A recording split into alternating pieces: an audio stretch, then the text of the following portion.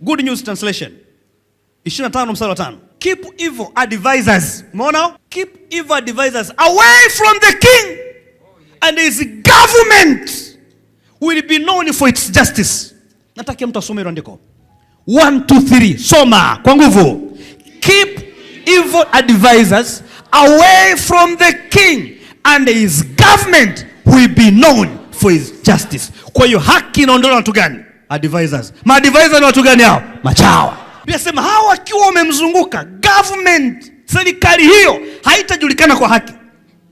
Sahau. Hebu rudisha hiyo version tam. Keep evil advisors away from the king. You have to keep them away. Don't allow them to come close. Do whatever you can do to keep them far. Yasema mtakapoondoa mkaweka mbali, the government, hiyo serikali, will be known, itajulikana kwa nini? Kwa haki. Wakizunguka wafalme, sahau haki. Sasa mmeshajua haki inapoteaje kwenye jamii. Mmeshajua kwa nini ampewe stahiki zenu part of sin. Kuna watu wamezunguka hilo mtu wanampotosha. Sasa je, tuangalie hivi tuseme basi kuna watu wamependelewa? No, take them away and I will tell you how. Niulize wote how?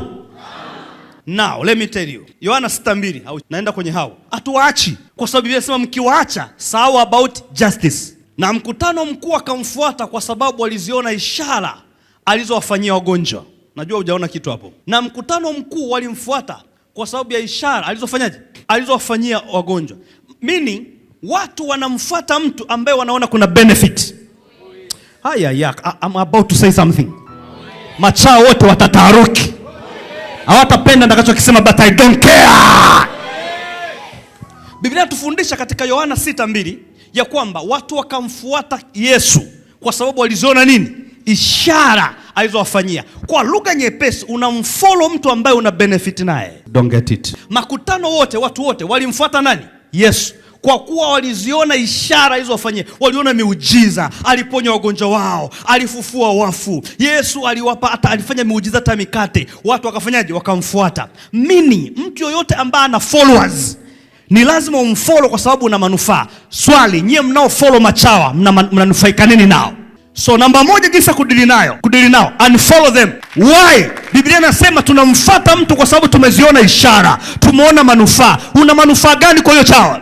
Ninyi ndio mnawapa popularity, ninyi ndio mnafanya wajulikane, ninyi ndio mnafanya wafanye vituko.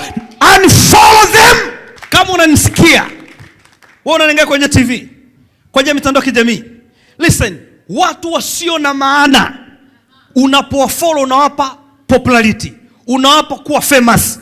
Dawa ya kwanza, unfollow them. Alafu nitakuonyesha dawa nyingine. Kwa sababu Biblia inasema watoe, ndio jinsi ya kuwatoa, sababu mnawapa umaarufu. Hawa hawakujulikana kwa wakuu kabla nyinyi hamjawapa nini? Umaarufu. Wengine umaarufu wanaopatia kwenye sijui usanii, wengine umaarufu wanaopatia kwenye muziki, wengine umaarufu wanaopatia kwenye nini? Unfollow them. Nyinyi ndio mnawapa umaarufu.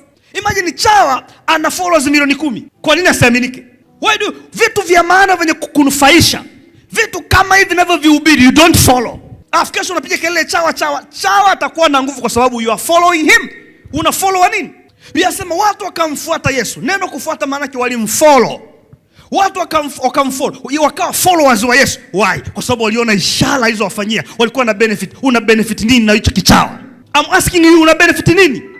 Na ukitaka asipewe nafasi, no, it's too late kwa sababu bado unamfollow. Haiwezi kufanikiwa. So unachokitoa hapa, unfollow hawa viumbe hawa. Wewe ikiwa utaki matendo yao yaendelee kutukuzwa, usiwafollow. Wakikosa umaarufu, hawezi kuchukua nafasi kwenye jamii. Lakini ukiwapa umaarufu, watachukua nafasi za wasomi, watachukua nafasi za watu wenye taaluma, wanyang'anye huo umaarufu uone. But kila saa unaangalia hicho kiposti, kila saa unafollow, mara kulike, mara nini. Hata kama ulike wala comment, unamfollow wa nini? Biblia inasema wale watu walimfuatilia Yesu, walimfollow kwa sababu waliona ishara, waliona mafundisho, waliona vitu vizuri. Unajifunza nini kwa chawa? Kuangalia anapogaragara na kitambi. Nini mnakiangalia pale? Biblia inasema take them away from the king. Hiyo ni ya kwanza. Hebu ngoja kitu hapo. Yohana 10:5, God's Word Translation. Biblia inasema they won't follow a stranger. Instead, they will run away from a stranger because they don't recognize his voice. Hapa Yesu alikuwa anazungumza juu ya kondoo, akasema kondoo wangu ambao ndo nyie hawatamfuata stranger. Ni masikitiko ambao unakuta na nyie watu wa Mungu na follow mjinga kama yule. So the stranger The Bible says, my sheep will not follow the voice of a stranger. Why? Because he's a stranger. They don't know his voice. But you know his voice. Hata akizungumza sasa hivi anasema ni fulani wewe. So njia ya kwanza, kabla sijaja njia ya kiroho, nitakwambia njia ya kiroho ambayo ni dangerous zaidi. Cha kwanza, hata anavyozungumza baada hapa, wewe unanisikia kwa njia ya mtandao, if unataka nchi iponywe na machawa, jamii iponywe na machawa, don't follow them. Biblia inasema watu wote ambao ni strangers, watu wa Mungu, don't follow them. Unawapa wewe umaarufu wewe mwenyewe. Hao watu ni toxic. Hao watu ni sumu. Imagine kama nilivyowaambia tangu mwanzo, wanachukua nafasi ya watu wa taaluma. Leo mtu wa taaluma, daktari, hawezi kushauri daktari wake kwa sababu chawa wanasubiri. Chawa anasemaje? Chawa anachukua chawa darasa la 7. Chawa darasa la 7 anatoa ushauri. Apostle anadharau watu. Inawezekana mtu ana elimu hiyo. No. Amesomea wapi? Anaongelea nini? Hicho kitu anakiongelea kijua. Nimewahi kuona machawa anakuja kuongelea budget. What do you know about the budget? Anakuja kuongelea ripoti ya CAG. Mr. Chawa, unajua chochote kuhusu mambo ya uchumi wewe? Unajua? Na nasikilizwa. Na ana point yote naongea tu kwa juu. Kwa kweli CAG kaongea na mimi nimemsikia CAG, lakini nataka nimwambie mambo ni shwari. CAG ameongea. Unaona macho alivyo? Na watu wanaishia tu hapo. Chawa amesema mambo ni shwari. Hawezi kudadavuka sababu si eneo lake.